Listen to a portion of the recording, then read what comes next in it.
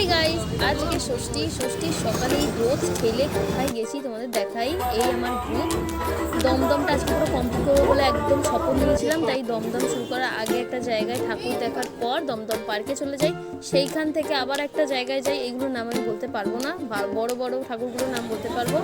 তারপর আমরা চলে আসি সেখান থেকে তরুণদল। হ্যাঁ, তরুণদলে আসি, এখানে আগেরবারও এসেছিলাম, এটাও বেশ ভালো করেছে, বেচ টেচ দিয়ে ঠাকুরটা খুব ইউনিক করেছে, অন্যরকম একটু ভালো লাগছে দেখতে।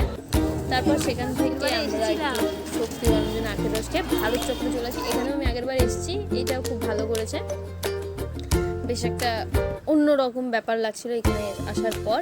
তারপর আসি তরুণ সঙ্গ, বলে রাখি এটা আমার মোস্ট ফেভারিটের মধ্যে একটা, পুরো ব্যোমকেশ বক্সী যা যা মানে খানসামে আছে সব কিছুর মধ্যে তুলে ধরা হয়েছে, ঠাকুরটাও খুব ভালো হয়েছে।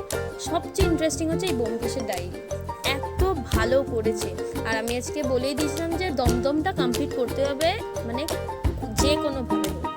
আর মানে এইটা দেখার পর আমার আর কিছু বলার নেই, ভীষণ ভালো করেছে তরুণ সঙ্গ, এই ব্যোমকেশের ডায়েরিটা ভীষণ ভালো করেছে, আমার তো খুব ভালো লেগেছিল। আর কি শেষ হয়ে গেছে। যাই হোক, ষষ্ঠীতে আমার এরকম হয়ে গেছে, আমি দমদম মোটামুটি কমপ্লিট করতে পেরেছি। সবাইকে শুভ ষষ্ঠী।